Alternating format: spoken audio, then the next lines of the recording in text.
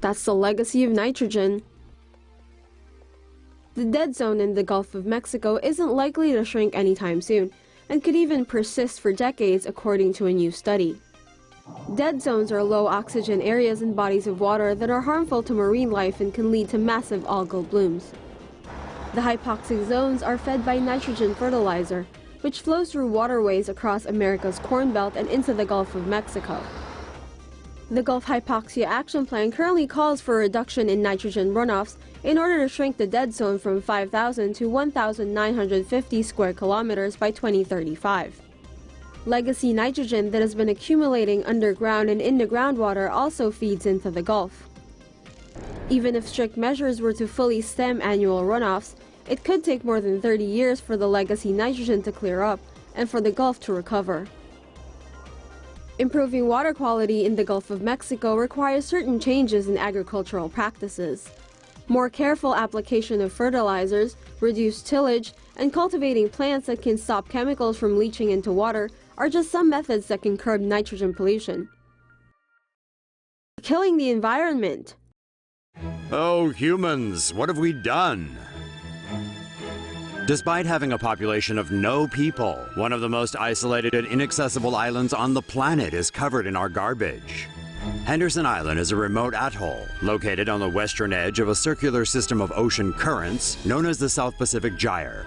Named a UNESCO World Heritage Site in 1998, the island is uninhabited. However, researchers say it has the highest density of plastic waste in the world. Some 38 million pieces of garbage have washed up on Henderson Island's once pristine sands. Analysis of the trash shows it was carried there from Asia, South America, Europe, the US, and Russia. Researchers estimate that 3,500 pieces of trash wash up on the island daily and typically include household items made of plastic. Nearly 30 years ago, UNESCO said Henderson Island's near pristine ecosystem was of immense value for science. But wildlife, including turtles and crabs, have been devastated by the garbage that has been dumped on the island's shores. Researchers say that trying to clean the island's beaches would be pointless because of the lack of visitors and sheer volume of trash that washes up there daily. They advise people to use alternatives to plastic, such as bamboo toothbrushes and canvas carrier bags, and to bring your own mug to Starbucks. All that glitter is bad. There's a new war brewing, and it's against everyone's favorite sparkly decor, which experts are now calling a global hazard. Glitter is made from millimeter-sized bits of a polymer known as PET or mylar. Scientists consider it a microplastic and argue that it should be banned. Glitter filters into the oceans, where it gets mistaken for food by fish and other sea creatures and can leach out harmful chemicals into the marine environment. A 2014 study estimated that the world's seas contain roughly 5.25 trillion pieces of plastic trash, with microplastics accounting for 92.4%. The UK is set to officially ban items that contain tiny plastics called microbeads by 2018, with other countries also following suit. Some British nurseries have already taken up the call for no glitter and banned the use of the product in their facilities. Now, if only we can get the rest of the world to follow suit. Keystone Pipeline spills 210,000 gallons of oil. What a surprise! The Keystone Pipeline just spilled a whole bunch of oil, this time in South Dakota.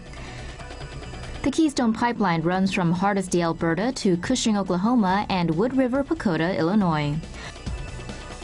On Thursday morning, it leaked 210,000 gallons, or 5,000 barrels, of oil in Marshall County, South Dakota, near Amherst. TransCanada, the company that owns the pipeline, said it detected a drop in pressure around 6 a.m. and shut down the pipeline. TransCanada said it received permission from the landowner to investigate the spill and plan cleanup. This would be the largest Keystone oil spill to date in South Dakota. Nice. With such good news like this, we should definitely okay the proposed Keystone XL pipeline immediately. UAE-sized hole opens up in Antarctica. Well, here's something you don't see every day. A nation-sized body of water known as a polynya has opened up in Antarctica. Scientists say this is the second year in a row the massive hole has appeared. At 30,000 square miles in size, it is half the size of Florida, around the same size as the UAE, and 3 times as big as Hawaii. Warming waters from changes in the environment are said to play a part in the formation of such holes, as well as weather factors. Thing is, we wouldn't even know it was there if we didn't have satellites. Thanks, science. Turns out Alaska's permafrost isn't very permanent. Permafrost covers nearly a quarter of the northern hemisphere, and if that melts, life as a whole lot of folks know it will be put on ice. Alaskan permafrost, layers of soil that remain consistently frozen, is thawing, and scientists think this may lead to a further rise in global warming, regardless of attempts to curb it. According to the New York Times, researchers withdrew water and sediment samples from permafrost cores and installed temperature probes in the ground. Their aim is to better understand how permafrost interacts with the environment. In northern Alaska, permafrost 65 feet deep is said to have warmed from -8 to -3 degrees Celsius over the past decades. Globally, permafrost is believed to hold approximately double the amount of carbon currently in the atmosphere. When it defrosts, the carbon is sent back into the atmosphere. Scientists believe this could warm the planet over the coming centuries.